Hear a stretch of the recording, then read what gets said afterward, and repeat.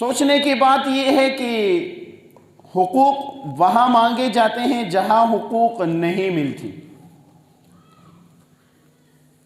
عورتوں کو ماضی میں اگر ہم دیکھیں کہ اسلام کے آنے سے پہلے عورت کو ایک کھلونے کے طور پر جو ہے وہ سمجھا جاتا تھا، ایک چیز سمجھی جاتی تھی۔ اسلام نے آ کر عورت کو بلند و بالا مقام عطا فرمایا۔ اسلام کے آنے سے پہلے بچیوں کو زندہ درگور کیا جاتا تھا، اسلام نے آ کر ان کو عزت بخشی۔ اسلام کے آنے سے پہلے عورت مرد کے ہاتھوں مجبور تھی۔ ایک ایک آدمی کے نکاح میں کئی ساری عورتیں ہوا کرتی تھی، جتنی مرتبہ چاہے طلاق دے دیتے تھے، پھر بھی اپنے پاس رکھتی تھی۔ میراث کا کوئی حق ان کو حاصل نہیں تھا، لیکن اسلام نے آ کر ان کو عزت بخشی۔ آج اگر ہم مغرب کو دیکھتے ہیں، مغرب کے اندر مغرب کے خواتین، میں نے کچھ عرصہ پہلے یہ ذکر بھی کیا تھا کہ اس وقت دنیا میں ترقی پذیر جو مذہب ہے وہ اسلام ہے، کہ کثیر تعداد میں لوگ اسلام میں کنورٹ ہو رہے ہیں، اسلام قبول کر رہے ہیں، اور ان تعدادوں میں ان اسلام کو قبول کرنے والوں میں سے اکثریت عورتوں کی ہے، 70% عورتوں کی ہے۔ اور اس کی وجہ جو ایک ریزن دیکھا جاتا ہے کہ اس کی ریزن یہ ہے کہ وہ عورتیں پڑھ لیتی ہیں اسلام کو، اور وہ جان لیتی ہے کہ جو حقوق اس عورتوں کو اسلام نے دیا ہے وہ کسی اور مذہب نے نہیں دیا۔ آج میری مذہب میں، میری ملک میں خواتین کو ایک سازش کے تحت اتنا مجبور کیا گیا کہ وہ عورتیں نکل کر وہ یہ سمجھتی ہے کہ ہم آزادی مانگ رہے ہیں۔ یہ انڈونیشیا مسلمان ملک ہے، مسلمان ملک ہے، لیکن وہاں آپ جائیں، وہاں عورت اپنے حقوق مانگ مانگ کر اس حد تک پہنچی ہے کہ آپ لوگ حیران ہو جائیں گے۔ ریڑی لگائے ہوئے میاں بیوی، ایک طرف میاں بیٹھا ہوگا، ادھر بیوی بیٹھی ہوگی، وہ بھی سبزی بیچ رہا ہے، یہ بھی سبزی بیچ رہی ہے، دونوں اپنے اپنے کما رہے ہیں۔ دوپہر کے کھانے کا ٹائم ہو جاتا ہے، دونوں ایک ہی ہوٹل میں جا کر کھانا کھاتے ہیں، شوہر اپنے پیسے دے رہے ہیں، عورت اپنے پیسے دے رہی ہے۔ یہ میاں بیوی رات کو گھر جاتے ہیں، رات کو گھر پہنچتے ہی میاں اپنے لیے الگ کھانا بنا رہا ہے، اپنے پسند کا بنا رہا ہے، عورت اپنی بنا رہی ہے۔ وہ عورت جس کو اپنے شوہر کے کپڑے استری کرنا غلامی لگتی ہے، وہ شوہر جا کر وہ بیوی جا کر فٹ پاتھ پر بیچ کر سبزی بیچ رہے، یہ آزادی ہے۔ وہ عورت جو اپنی شوہر کے لیے گھر میں چائے بنانا عیب سمجھتی ہے، وہی عورت ہوٹل پر جا کر دوسروں کے لیے چائے بنا رہی ہے، یہ آزادی ہے۔ وہ لوگ اب اسلام کا مطالعہ کر رہے ہیں، لیکن ہمارے معاشرے کے اندر یہ چیزیں آ رہی ہیں، اور کچھ سیکولر لبرل آزاد ذہن کے لوگ وہ یہ سمجھتے ہیں کہ عورتوں کو ان کو حقوق نہیں مل رہے۔ وہ کہتے ہیں کہ عورتیں ٹھیک کرتی ہیں۔ آپ قرآن اٹھا کر تو دیکھو، ایک عورت تھی، اس نے ایک بزرگ سے پوچھا کہ اللہ اسلام نے مجھے ہم عورتوں کو مرد کے ماتحت کر دیا ہے، یہ ہمارے ساتھ زیادتی ہے۔ اس نے کہا اچھا، اس نے کہا بیگم یہ بتاؤ کہ تمہاری کتنے بیٹے ہیں؟ اس نے کہا 5۔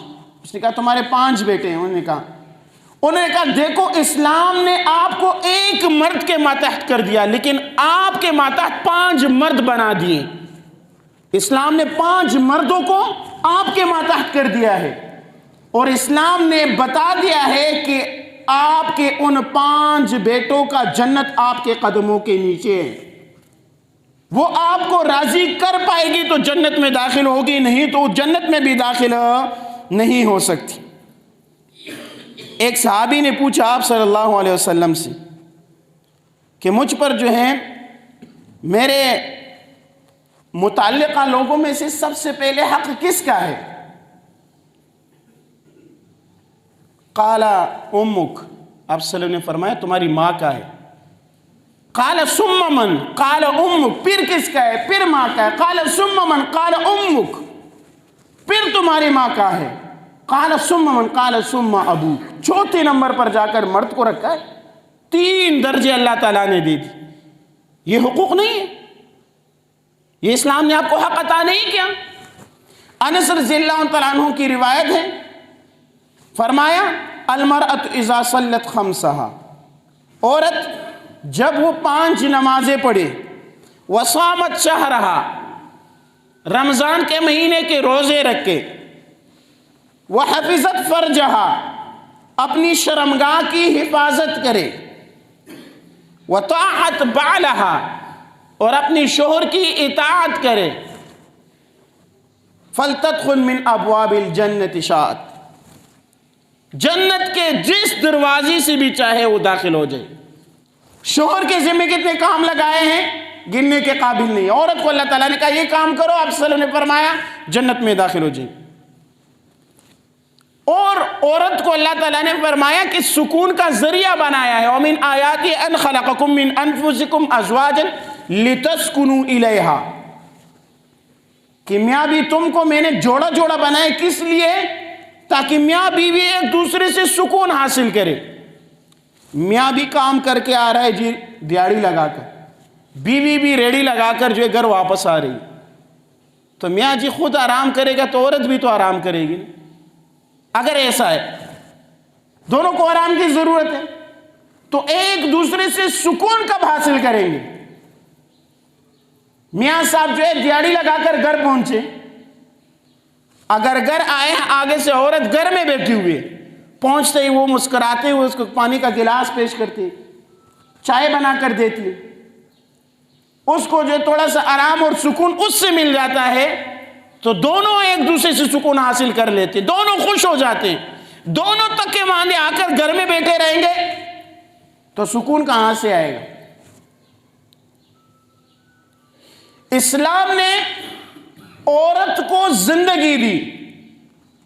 اسلام سے پہلے زمانے جاہلیت کے اندر قرآن مجید نے اس کا نقشہ کھینچا، وَإِذَا بُشِّرَ أَحَدٌ بِالْأُنثىٰ ظَلَّ وَجْهُهُ مُسْوَدًّا وَهُوَ كَظِيمٌ يَتَوَارَىٰ مِنَ الْقَوْمِ مِنْ سُوءِ مَا بُشِّرَ بِهِ أَيُمْسِكُهُ عَلَىٰ هَوْنٍ أَمْ يَدُسُّهُ فِي التُّرَابِ، کہ اسلام سے پہلے جب کسی مرد کو کہا جاتا تھا تمہارے گھر بیٹھی ہوئے، اذا بشر احدهم بالانثى ظل وجهه، تو اس کا چہرہ کالا پڑ جاتا تھا، چہرے پہ جو ہے وہ غم کے اثرات آ جاتے، مسودا وهو كظيم، اور غصہ ہو جاتے تھے، يتوارى من القوم من سوء ما بشر به أيمسكه على هون أم يدسه في التراب، اور اتنا گھٹن محسوس کرتا، وہ کہتا کہ میں زمین کے اندر دس لیا جاؤں۔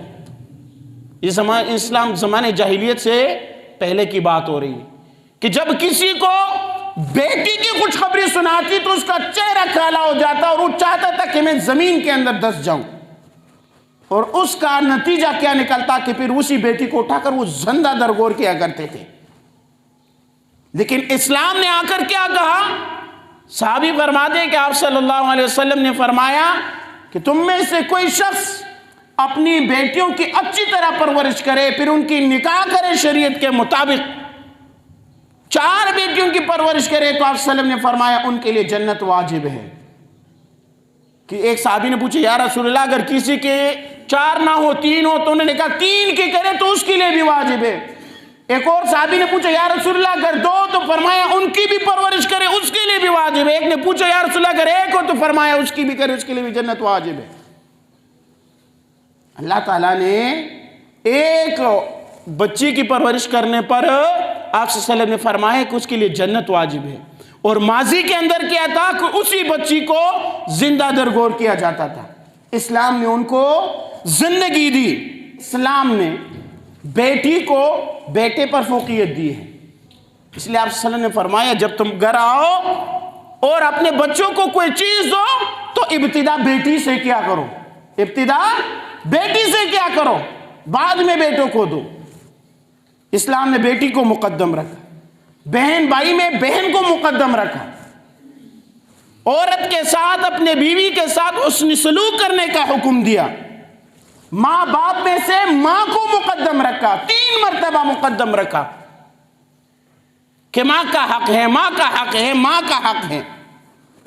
اور عورت کے بارے میں اللہ تعالیٰ نے فرمایا وَعَاشِرُوهُنَّ بِالْمَعْرُوفِ فَإِنْ كَرِهْتُمُوهُنَّ فَعَسَىٰ أَن تَكْرَهُوا وَهُوَ خَيْرٌ لَكُمْ۔ عورتوں کے ساتھ اچھی طریقے سے زندگی گزارو، اگر ان کی طرف سے تمہیں کوئی بات بری لگے تو ہو سکتا ہے کوئی چیز تمہیں پسند نہ ہو اور وہ اللہ تعالیٰ نے اس کے اندر تمہارے لیے خیر رکھا ہوا ہو۔ اللہ تعالیٰ نے عورت کے بارے میں یہ حکم دیا۔ حجت الوداع کے موقع پر آپ صلی اللہ علیہ وسلم نے جہاں لمبا چوڑا خطبہ فرمایا تو آپ صلی اللہ علیہ وسلم نے فرمایا فَاتَّقُوا اللَّهَ فِي النِّسَاءِ فَإِنَّكُمْ أَخَذْتُمُوهُنَّ بِأَمَانِ اللَّهِ۔ عورتوں کے معاملے میں اللہ تعالیٰ سے ڈرو کیونکہ تم نے ان کو اللہ کے حکم پر اپنے عقد میں لیا ہوا ہے۔ آپ صلی اللہ علیہ وسلم نے فرمایا عورتوں کے معاملے میں اللہ سے ڈرو۔ کیا مطلب ڈرو؟ کہ عورتوں کے حقوق پورے ادا کیا کرو، ان کو گھر کا سامان نہ بناؤ، ان کو اپنی لونڈی خادمہ بنا کر نہ رکھو، بلکہ ان کو اپنے گھر کا ملکہ بنا کر رکھو۔ اور اسلام نے بنایا بھی ہے عورت کو گھر کا ملکہ۔ تو عورت کو میراث کا حق نہیں ملتا تھا، قرآن نے آ کر، اسلام نے آ کر ان کو میراث کا حق عطا کر دیا۔ وَإِذَا طَلَّقْتُمُ النِّسَاءَ فَبَلَغْنَ أَجَلَهُنَّ فَأَمْسِكُوهُنَّ بِالْمَعْرُوفِ۔ اللہ تعالیٰ نے عورت کو نکاح کا حق بھی دے دیا۔ میں مختصر کرتا جا رہا ہوں۔ پہلے یہ تھا کہ عورت کو جتنے چاہے عورتیں رکھی، جب چاہے عورت رکھی، جب چاہے چھوڑ دی، جیسے چاہے رکھ لی۔ نہیں، اسلام نے کہا نہیں۔ طلاق کے بھی اصول ہیں، عورت کو رکھنے کے بھی اصول ہیں، عورتوں کو چھوڑنے کے بھی اصول ہیں۔ ایسا نہیں ہے کہ تم نے جس کو چاہا رکھ لیا اور جس کو چاہا جو ہے۔ اور اللہ تعالیٰ نے عورت کے معاملے میں انصاف کا بھی حکم دیا۔ فرمایا فَإِنْ خِفْتُمْ أَلَّا تَعْدِلُوا فَوَاحِدَةً، تم نکاح کرو، 2 کرو، 3 کرو، 4 کرو، لیکن اگر تم انصاف سے ڈرتے ہو کہ تم انصاف نہیں کر پاؤ گے تو پھر 1 کرو۔ ہمارے ہاں لوگ اس بات کو مردانگی سمجھتے ہیں نا کہ 2 کرو، 3 کرو، چاہو فلاں نے 3 کرے، 4 کر دی۔ 3 4 کرنا میں کہتا ہوں بندہ سلوٹ کے قابل ہے، ان کے ہاتھ چومنے کے قابل ہے کہ جو بندہ 3 یا 4 شادیاں کرے اس دور کے اندر، لیکن اس کے ساتھ شرط اس سے بڑھ کر 3 4 کرنا سنت ہے، لیکن ان کے درمیان انصاف کو قائم کرنا وہ فرض ہے۔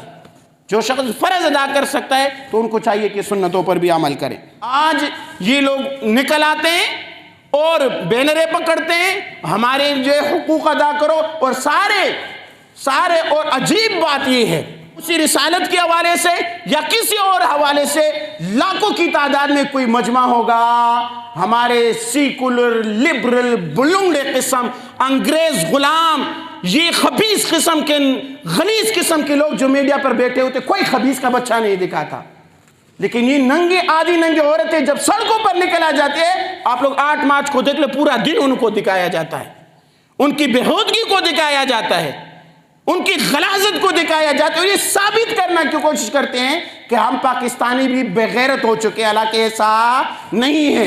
ہم آج بھی بحیا قوم ہیں، ہم آج بھی اپنی ماں بہن بیٹی کو جو ہے پردے میں رکھنے کے پابند ہیں، ہم آج بھی اسلام کے پابند ہیں۔ یہ چند گنے چنے لوگ دیسی لبرل بلونگڑے، غیروں کے اشاروں پر، غیروں کے پیسوں پر پلنے والے، یہ ہماری نمائندگی نہیں کر رہے ہیں، یہ غیروں کے دیے ہوئے پیسوں کو حلال کر رہے ہیں۔ اور ہمارے کچھ لوگ کہتے ہیں تم مولوی لوگ تنگ نظر ہو، یہ آزادی ہے، یہ آزادی اسلام سے بڑھ کر کس نے دی ہے؟